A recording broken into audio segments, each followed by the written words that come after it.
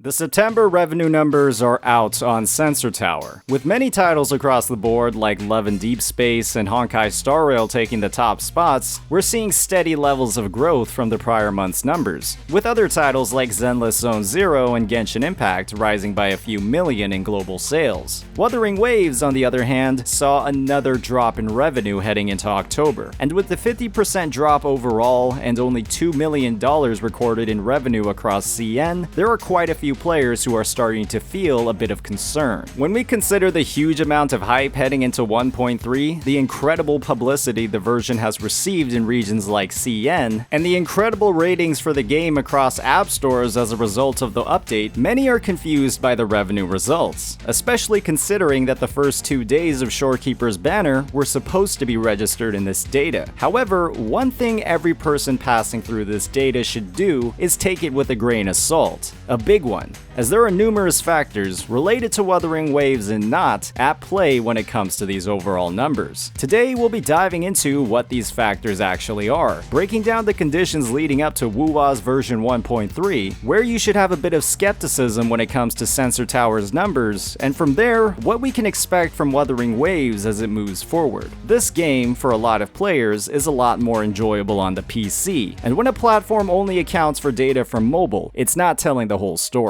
As always, if you enjoyed this content, please hit that like and subscribe button. When it comes to September revenue, players should recognize the road WuWa traveled leading up to version 1.3. With only the second update to the game, Kuro released what many considered a complete filler patch, with no meaningful story progression, limited appeal for one of their new releases, and what many consider to be one of the biggest factors in September's results, a 3-week banner for a character that was, quite literally, completely free. It's clear from the August numbers. Jeja was a character that didn't tick off a lot of boxes for players, as her conservative visual design and extremely limited team compositions meant that regardless of the reason, waifu or meta, the drive to pull on her banner, lose 50-50s, and spend if those 50-50s were lost wasn't quite there. Zhongli Yao, on the other hand, he was completely free, and when going to soft pity 2 times accounts for roughly 140 pulls, that's an insane amount of potential pulls that Kuro gave to players for free. It didn't matter if you didn't want Zhongli Yao. If you did, you didn't have to spend at all. What this ultimately meant was that you didn't lose a lot if you didn't pull in version 1.2. And even if you pulled on Jeja's banner to a single pity, or if you pulled Zhongli Yao's weapon, you weren't running out of pulls across the entire version unless you pulled on multiple banners. And there just wasn't a big reason to do that. What this meant was that players, heading into 1.3 and the incredible hype prepared for Shorekeeper, there were a massive number of people who were able to completely guarantee her without spending a single dime. This is a phenomenon we've seen before. I like to call it the Kafka effect, a circumstance where an incredibly popular character with widespread adoration across the fanbase doesn't do well at all when it comes to revenue, and that's because people were saving multiple patches for her, and it's the same case for Shorekeeper. WuWa was a game that launched with very few sustainers, and the need for multiple to clear the most rewarding endgame content meant that Shorekeeper,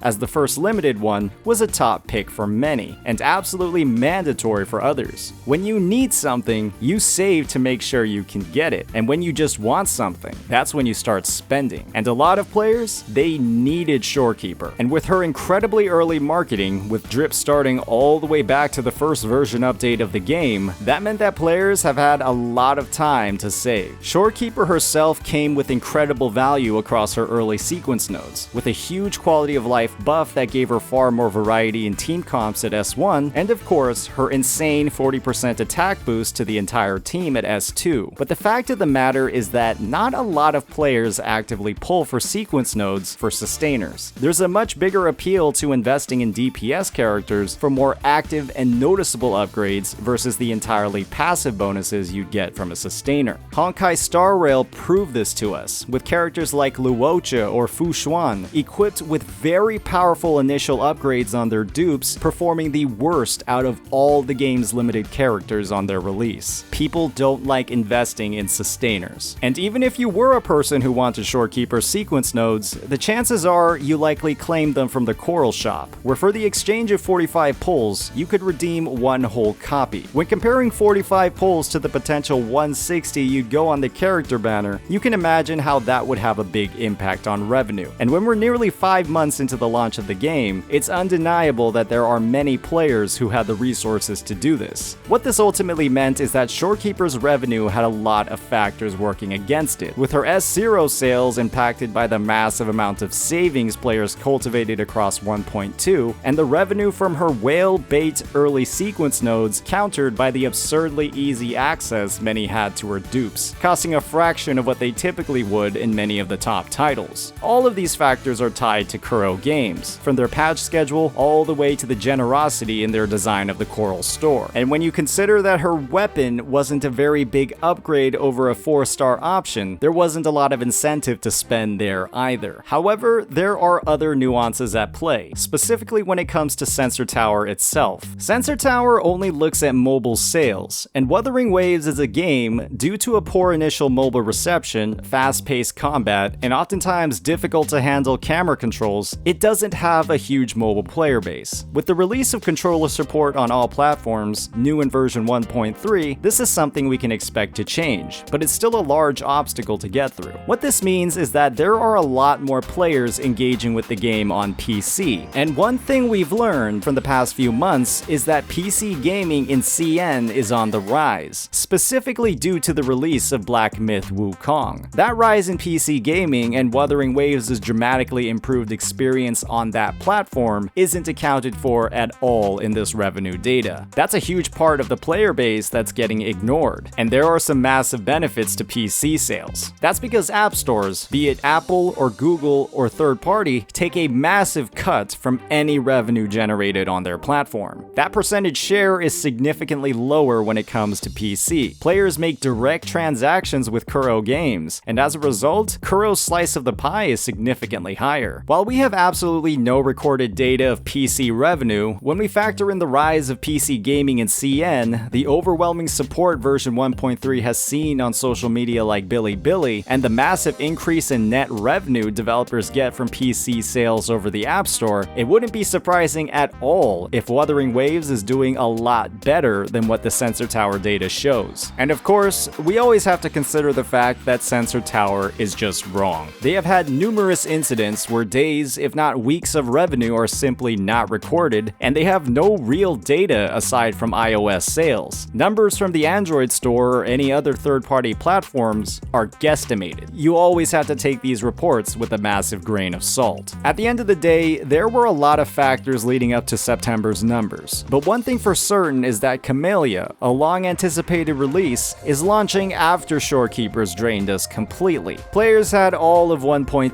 to save, and now that those savings are gone, we should see some much bigger numbers in 1.4. As always, if you enjoyed this content, please hit that like and subscribe button. Peace out.